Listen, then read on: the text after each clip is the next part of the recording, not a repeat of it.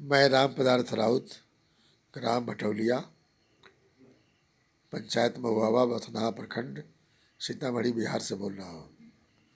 आज के पास जो स्थिति है गांव के किसानों की, बहुत ही दयनीय है। अगर आप जोड़ करके देखेंगे तो लगेगा कि जितनी आमदनी खेती से होती है उससे ज़्यादा खर्च हो जाता है। अगर उसके साथ रबी राई नहीं किया जाए, दूसरा फसल नहीं लिया जाए तो किसान भूखे मर जाएगा।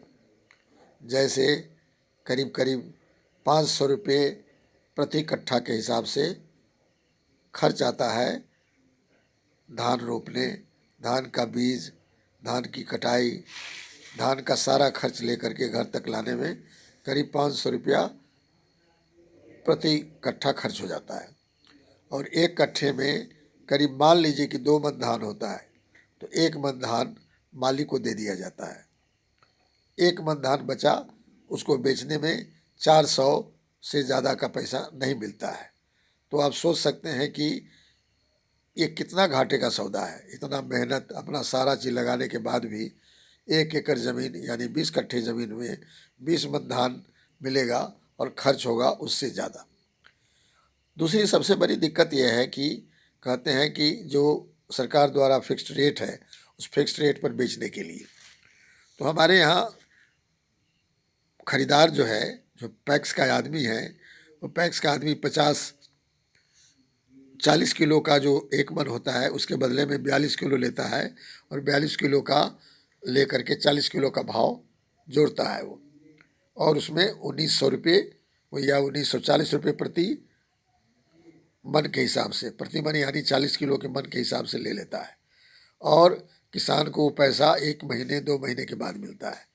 मिलने के बाद में उस समय नहीं मिलता जिस समय उसकी ज़रूरत पड़ती है। तो सरकार जो कह रही है कि ठीक है किसान की आमदनी हम दोगुनी करेंगे, ये तो किसान की आमदनी आधी हो रही है। दोगुनी की बात तो जाने दीजिए, बराबर की बात जाने दीजिए, आधी हो रही है। हाँ, लोगों को प्रसन्नता होती है, लोग भूल भुलैया में क्या काम करते हैं, उसमें रबी कुछ लगा देते हैं, कुछ दाल लगा दिया, कुछ अरहर लगा दिया, तिलहन लगा दिया, मसूर लगा दिया, जिससे कि विभिन्न प्रकार के घर के खाने के सामान मिल जाते हैं, जिससे लगता है कि उसको आमदनी हो रही है। लेकिन सही बात है कि कोई आमदनी नहीं हो रही है। सरकार के द्वारा जो व्यवस्था है उस व्यवस्था में भी किसी प्रकार की कोई आमदनी नहीं हो रही है। कोई आदमी अगर चाहे कि इंश्योरेंस करा ले, साधारण जो नहीं पढ़ा लिखा है या कम पढ़ा लिखा आदमी है, वो इंश्योरेंस करा नहीं सकता है। इंश्योरेंस कराने जाइए तो इतना सारा चीज़ मांगा जाता है कि वो दे नहीं पाता है, तो फसल उसका बर्बाद हो जाता है। जो पढ़ा लिखा होशियार आदमी है, ब्लॉक में जो घूस दे करके अपना काम निकालता है, उसको कुछ पैसा मिल जाता है, लेकिन बाकी को कोई पैसा भी नहीं मिलता है। तो कुल मिलाकर आप समझ जाएंगे कि बहुत ही दयनीय स्थिति है और इसके विकास के लिए सही में कुछ काम करने की ज़रूरत है। नरेंद्र मोदी जी जो टीवी पर इतनी सारी बातें कहते हैं, उसका ज़मीन पर कुछ भी निकलता हुआ, ज़मीन पर परिवर्तित होते हुए नहीं दिखता है। इसके लिए सारा एमएलए एमपी जो हैं बैठे हुए, जो हमारे नेता कहलाते हैं, वो कुछ करने को तैयार नहीं है। उनको केवल वोट मिलना चाहिए, वोट के लेकर के चले जाते हैं और कोई काम नहीं करते हैं।